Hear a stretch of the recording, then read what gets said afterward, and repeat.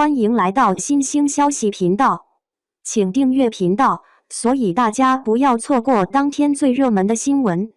我们今天的时事通讯包括以下内容：11年后在同台，才发现赵丽颖与陈晓不过是道高一尺，魔高一丈。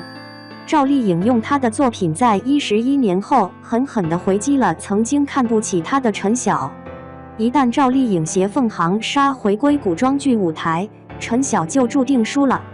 最近，陈晓与赵丽颖再次同时出现在舆论的聚焦点，两人的作品在同一时期热播，一个在古装剧中展现着霸气的一面，大放异彩，另一个则卷入了琐碎的家常事务纠葛。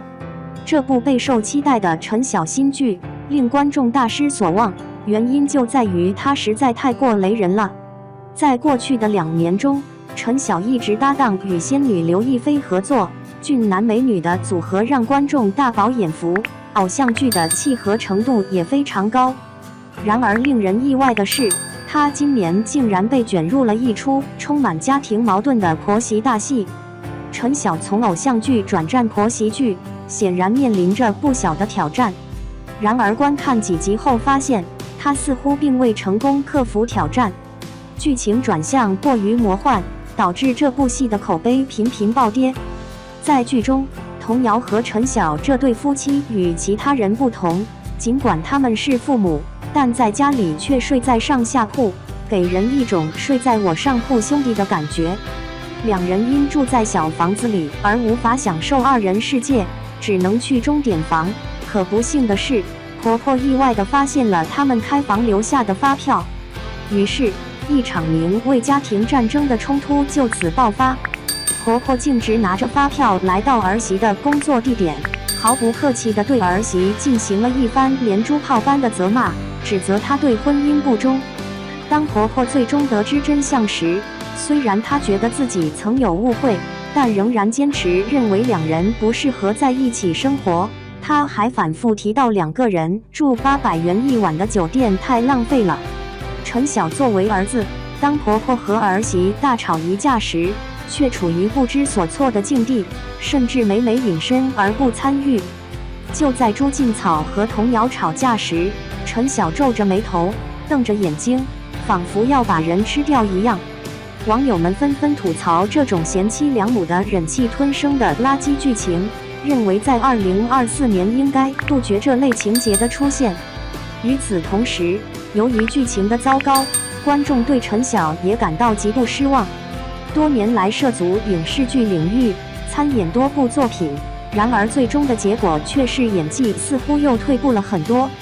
赵丽颖的《与凤航》开播后，与此同时，两人再次同框，这时隔11年的重逢，让人不禁感叹时间的流逝。凤航一开播便取得众多第1名的好成绩，不仅收视率创下纪录，而且热度和广告数据也达到了最高水平。这部戏的开局可以称得上是现象级的大爆发。赵丽颖在这部戏中不仅表现出色，而且之前发布的预告中的打戏也十分精彩。况且她本人还是这部戏的监制，这更增添了她的责任感。小日子无论是在收视率还是口碑上都被这部戏碾压。尽管2部剧不同类型，但由于同时上映，比较也难免。何况他们2人的故事也是许多观众难以释怀的心结。陈晓如今看到赵丽颖的现状，会不会对当年的不告而别感到后悔呢？《陆贞传奇》对赵而言意义重大，这部剧不仅标志着她步入大女主角的行列，而且与剧中搭档陈的合作让她情感难以自控。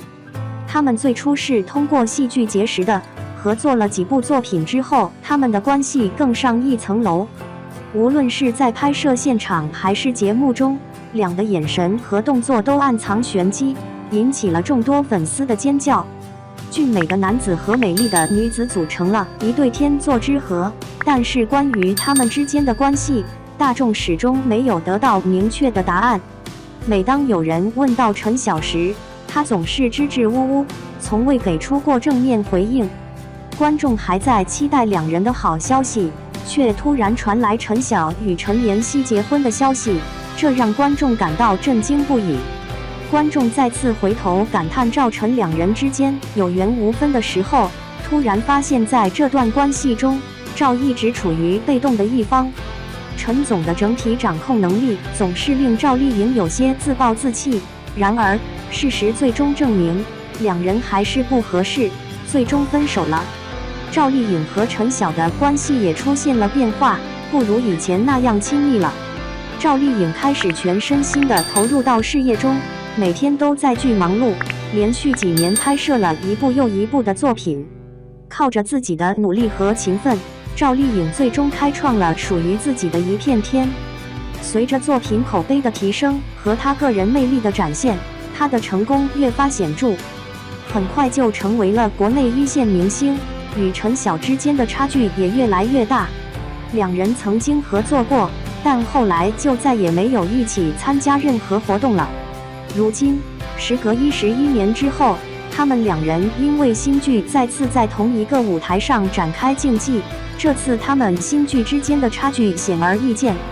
去年陈晓在宣传新剧时发生了一件有趣的事情，他在直播连麦时不小心连到了一个路人，而当那个路人顶着赵丽颖的头像进入直播间时，陈晓的表情格外有趣。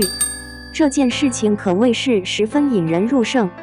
5次追问这是谁后，他的慌张之情愈发显而易见，他用拙劣的表演支支吾吾地声称自己认不出。自从《陆贞传奇》之后，两人再未有机会合作同框，这让无数粉丝意难平。古早 CP 突然同框也引了广泛关注。然而，如今两人的命运也是风云变幻，一个在事业上节节高升，大显身手，而另一个则在事业有成的同时，享有美满幸福的家庭。